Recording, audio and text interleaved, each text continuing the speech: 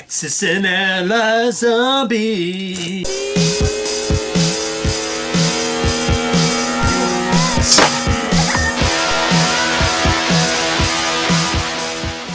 So, yeah, you don't know what this is. No idea. All right, I'm excited. What is this? Axis and Allies Zombies. Oh, God. I think I heard about this from people commenting on the video. Oh, really? I think people were asking you if you played it yet. Oh, somebody did, didn't they? Yeah. I had no idea what they were talking about. I didn't know it was a thing. You thought it was probably a joke or something? Yeah, well, because look, it looks like a joke. It looks like a joke. They took Axis and Allies and stuck a zombie mechanic in it. So look at it. Fighting a world war is hard enough without a zombie curse. The crazy thing is... So it takes place during World War II? Yeah. I haven't fully read the rules or anything like that. I just gave this stuff a skim, but it's... Basically, it's exactly Axis and Allies. Okay. And it plays the war and all that, except there's a mechanic for, like, a zombie outbreak. So you're playing, and then at some point a zombie outbreak happens? I'm not sure. Let's see. It says it is 1941 and the world is at war. Jeez. The Axis war machine is crushing everything in its path while the Allies are rallying together to mount a heroic stand. So far, sounds pretty normal. Yeah, that's what it is. And then zombies show up.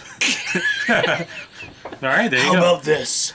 As the commander of one of the 5 major powers, you're charged with planning a strategy to win the war. But none of your military handbooks mention how to deal with zombies. Now each battle provides more fresh corpses for the flesh-eating hordes, and the problem is getting out of hand. With your human enemies on one side and the ravenous undead on the other, it's time you ask yourself, do I invest in tanks or chainsaw tanks? Oh, holy crap. Okay, come on, that's kind of amazing. I was going to ask you, like, as somebody who is, obviously huge in accent, is this sacrilege, or is this, like, kind of... No, this is kind of amazing. Okay. It sounds kind of amazing. Okay. I think, like, it's stupid. Okay, don't get me wrong, it's stupid. But in a delightful way. Ooh, look at that, right off the bat. Wow. Nice little presentation. Right off the bat, it's this is what I really like this. When the games have a good case that actually is made to hold everything and organized properly. So you can put it back together, right? Yeah, so before even looking at the board, look. That's actually pretty nice. That's actually really great. The organization is fantastic. It looks like every country has its own slot, which is well done. Money. Now, see, this is actually kind of cool because Axis and Allies phased out paper money. Oh, they did? A decade ago, or more than that. It's back for the zombie. Yeah, it is. And that's cool. Chips, we got tons of them, no big deal. Oh, is there special dice in there? Yeah, there's zombie dice. The dice are regular dice, but there's a zombie face thing on the 6s. And then what's that? Some sort of target. Oh, wait. A and D? Attack and defense. Oh, maybe. Attack and defense. That's interesting. And then there's decks. Axis and Allies zombie decks. We'll look at these in detail later, but I see on the back, desperate times. Add a zombie to Anglo-Egypt, Sudan. Desperate measures. Zombie domestication. Convert a zombie in a territory containing your units into 3 IPCs. Just reading that alone makes me think like, oh my god, this game's going to be awesome. Yeah? I think so, yeah. That's amazing. Well, the map just looks like... It looks like that's actually narrow. It's kind of weird. Yeah. All right, so there's the map. All right, so let me take a look at this because I don't think this looks very similar to the 1941 map, which is the sort of entry level version of the game. So this is bringing to mind Axis and Allies 1941, which for people who watch our buyer's guide will know this is like the super cheap and affordable entry level version of this game. Let's see. Yeah, they are pretty similar. So the coloring on the zombie board, right? A lot more detail, like grit, right? Because these little zombie streaks and all that. Yeah, they did put more detail in it. It's got the counter. The counter system moved to the bottom and stuff. But basically, like it looks like if you know your way around the board, you know your way around the new board. These are the units. Yeah, they don't look any different than. No, these basically look the same. Exactly like the units from other games, except for these, which are the zombies. Oh, yeah, okay, yeah. Oh, and these are cool because look, there's civilian. Look, there's like little girls. Yeah. Oh yeah, there's a little girl right here. There's like little girls. There's women. There's soldiers. There's like dudes in suits. Mixed bag of. Yeah, like literally a mixed bag. That's kind of cool. I like that little bit of detail. I like the color. Yeah, that they chose. It's that pale. Yeah, it's almost like it looks like it glows in the dark, kind of weird. Yeah, the glow. Yeah, that glow in the dark color. We're just gonna full. You're gonna open it? Gonna full open everything. Oh my god, this is monumentous. Oh, because I already know for sure I'm gonna play it. Okay. If I wasn't gonna play it, then I wouldn't. Right. But yeah, you might as well try. But when I found it the other night, I told my son because he was whatever when he's gonna be back next. I'm like, well, we're gonna play. Yeah. That's awesome. We absolutely will. So yeah, so this will definitely get a playthrough. The old classic combat chart.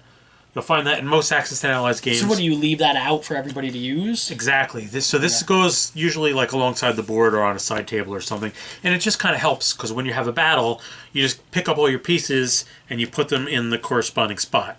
And so you just put them in their spots and you roll, and when something gets hit, you take them off, and just makes it easy to deal with that stuff. And again, the standard country cards. This is all really standard Axis and Allies stuff. The very first page has a quick start guide. Nice.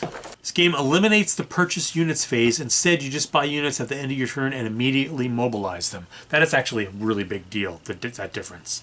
But typically in Axis and Allies, you buy new military units at the start of your turn, but you can't put them on the board yet. But this, you don't do that apparently. You buy and you drop them right away. That's an interesting change. Anyway, the game adds recruitment centers, which are like industrial complexes, but they can only produce infantry. So that's interesting.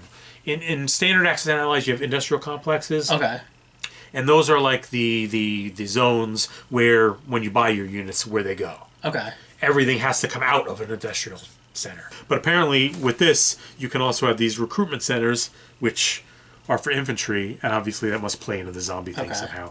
This title has no industrial bombing. You can't purchase new industrial complexes, and there are no anti-aircraft guns, cruisers, or mechanized infantry.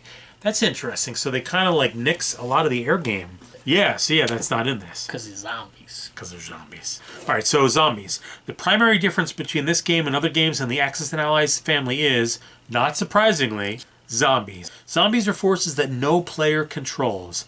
They are created anytime an infantry unit is destroyed for any reason. Oh my god. Wow, that's pretty interesting. Okay, so that means that the plague is growing every time you play all the time. Yeah, it sounds like it just gets worse and worse. Yeah. They're also created by zombie cards. The zombies use a special die when they fight. The special die has two faces, which hit the attacker if present with one face, and hits the defender if present with the other faces, and then three blank ones. So I guess if the zombies are in there, anytime you fight, or maybe every turn, I don't know, you probably roll the zombie dice, and the zombies have a chance to do some damage. Or oh, that's pretty cool. And just chance. Yeah, just independently of stuff.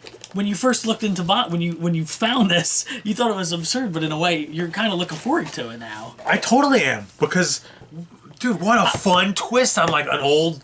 Yeah, I've been playing this. It is an interesting. It kind of it makes it a little bit more fun. It adds a little bit of people who play it all the time, like you and other people. I would assume this kind of adds a little bit of spice to it. Yeah, I feel like you're looking to have a fun night playing. I've been playing basically the same game with slight variations for like 30 years now. Right. Like something like this, like a twist, a quirk like this, is really cool. That's really fun. Yeah, it's one of the reasons why I liked the 1914 version, the World War I version of Axis and Allies, is because it had some pretty dramatic changes to the rules, and yet it was still based on the same kind of core idea. Right.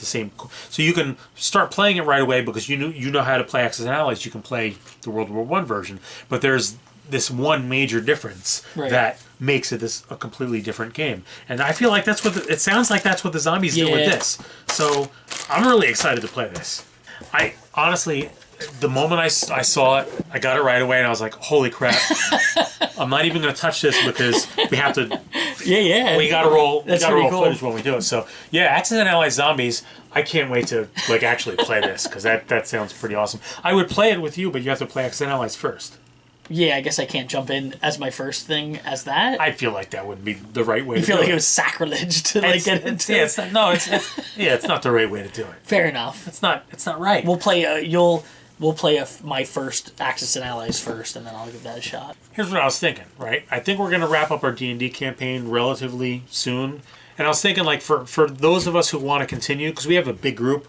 Yeah. And diverse lives and all that, I was thinking maybe we could do, like, say like, hey, 3 weeks or 4 weeks, Access and Allies night or board game night or whatever, and I think a good amount of the people who have been playing D&D would do that. Yeah, and like do like one of those massive like wars or something, so that it takes us a couple times to do it.